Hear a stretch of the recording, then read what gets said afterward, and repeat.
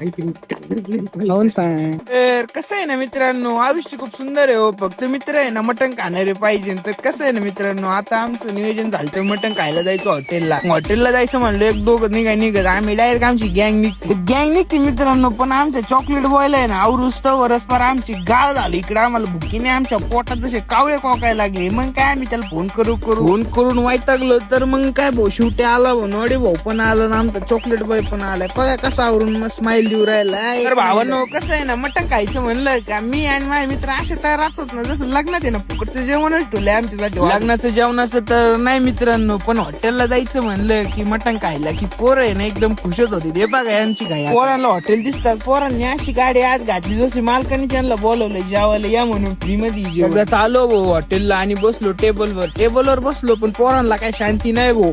इथं लागले पर्यंत बोलायला त्यांच्या. आता मला तर परी नाही, मी बसलो होतो आपलं गप्पी यांच्याकडे बघत. तर यांच्याकडे पुगुस्तोर आणि यांचं बोलून होस्तोर आली आमची ऑर्डर आली की फोन बाय डायरेक्ट खिशात आणि न लक्ष फक्त जेवणाकडे. मित्रांनो चॉकलेट बाय ना तुम्हाला खायला बोलत होता, तुम्ही खायला तर नाही येऊ शकत पण बघूनच घ्या. गाईस आम्ही आलो होतो हॉटेल घबरू आहे, कसा टेस्ट करून सांग.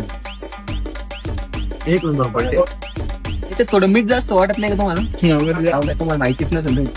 मग काय मित्रांनो, आता जेवण मस्त पैकी झालं होतं आमच्या चॉकलेट बॉय आणि आमचं सगळे. आता कसं आहे ना मित्रांनो, जेवता आम्हाला इतका वेळ झाला की डायरेक्ट पाऊसच यायला लागला. आता पाऊस पण असा जोरात चालला की आम्ही घरी नाही जाऊ शकत आणि पुढेच नाही. मग बसलो होतो आता तिथंच वाट बघत पाऊस उघडाय. तर मित्रांनो पाऊस उघडला रे ना, आम्ही बाहेर निघलो तेवढ्यातच आम्हाला ना चहाच्या मेंटीची गरज भासली. मग काय चहाची मेंटी प्यायला थांबलो. तर मित्रांनो आजचा कार्यक्रम सर्व आहे नाटक होती आणि नवीन असेल तर अकाउंटला फॉलो करा आणि भेटू मग नवीन ब्लॉग मध्ये.